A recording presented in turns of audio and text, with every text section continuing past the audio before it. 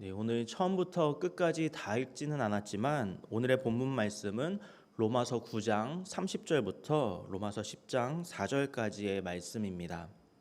이 본문 말씀 속에서 바울 사도는 이스라엘 백성들이 하나님을 향한 열심을 가지고 있지만 복음을 거부함으로 인하여서 구원에 이르지 못하였음을 안타까워하고 있습니다. 이스라엘 백성들은 하나님의 구원의 은혜를 경험하였고 또 하나님께서 주신 율법도 가지고 있었습니다. 또한 바울 사도는 이스라엘 백성들이 하나님을 향한 열심을 가지고 있다 이렇게 말씀하고 있습니다. 오늘 본문 2절 말씀입니다. 내가 증언하노니 그들이 하나님께 열심이 있으나 올바른 지식을 따른 것이 아니니라. 이러한 바울 사도의 말씀처럼 분명 이스라엘 백성들에게는 하나님을 향한 열심이 있었습니다. 그뿐만이 아니라 이스라엘 백성들에게는 하나님의 율법을 성실히 지키고자 하는 그런 마음도 있었습니다. 하지만 바울 사도는 이러한 이스라엘 백성들의 열심만으로는 부족하다 이렇게 말씀을 합니다. 오히려 이들이 가지고 있는 지나친 열심 때문에 올바른 지식을 따르지 못하고 있다 이런 사실을 지적하고 있습니다. 이스라엘 백성들에게는 죄를 알게 하는 율법의 지식은 가지고 있었습니다. 하지만 그들은 그들에게 참 구원을 주시는 예수 그리스도의 복음에 대한 지식은 가지고 있지 않았습니다. 그들이 가지고 있었던 율법에 대한 지나친 열심과 고집이 참된 지식인 복음을 아는 데에 방해가 되었던 것입니다.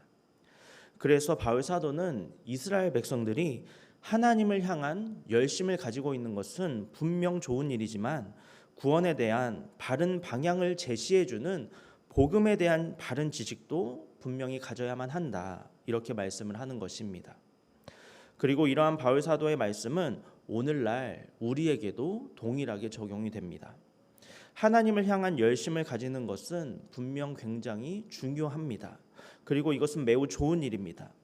하지만 열심을 가지고 있으면서 그 열심이 올바르지 못한 방향으로 잘못 발휘되고 있다면 그것은 우리의 삶이 하나님의 기쁨이 되기는커녕 오히려 하나님의 영광을 가리게 될 수도 있다는 그 사실을 우리는 기억해야만 합니다.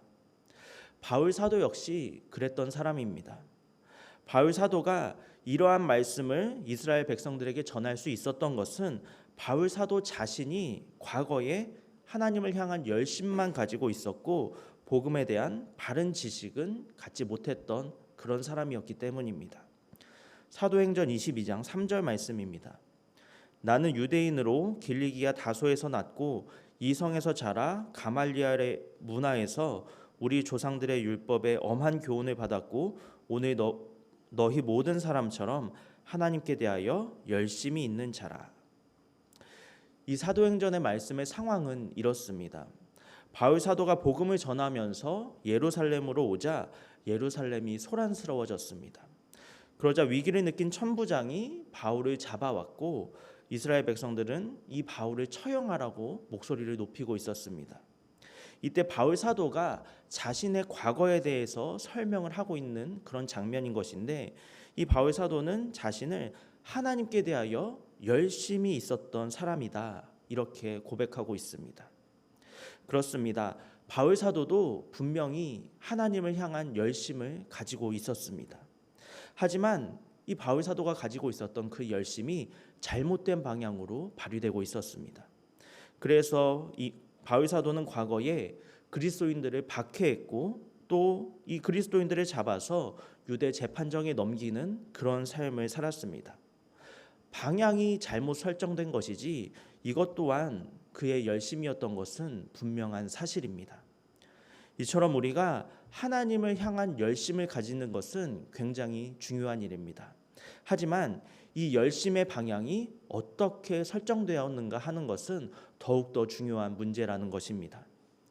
혹시라도 하나님을 향한 우리의 열심이 잘못 설정되어서 이 열심이 하나님을 드러내고 복음을 전파하는 것이 아니라 나 자신을 드러내는 그런 수단으로 사용되어서는 안 됩니다.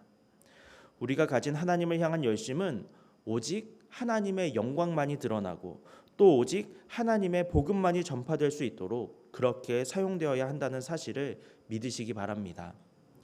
그렇다면 어떻게 해야 하나님을 향한 열심을 올바른 방향으로 잘 활용할 수가 있는 것일까요?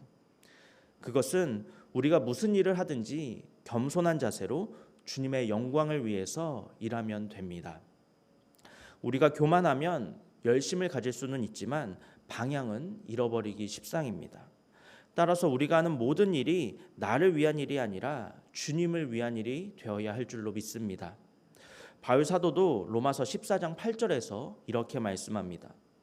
우리가 살아도 주를 위하여 살고 죽어도 주를 위하여 죽나니 그러므로 사나 죽으나 우리가 주의 것이로다. 아멘. 이처럼 바울 사도는 우리가 살아도 우리가 죽어도 모두 다 주님의 것이라고 말씀을 합니다.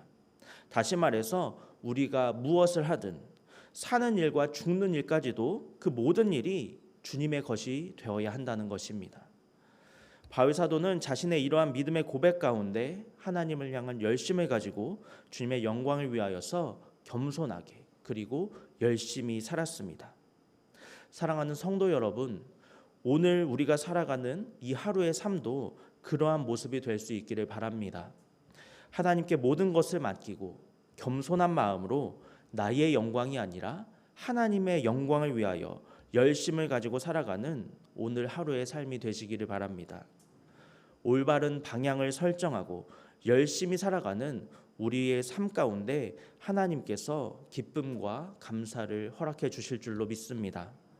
주님께서 주시는 그 기쁨과 감사로 충만하여서 오직 주님께 감사할 것만 있는, 감사할 것 외에는 고백할 것이 없는 그러한 하루의 삶을 살아가시는 저와 여러분이 되시기를 바랍니다. 함께 기도하겠습니다.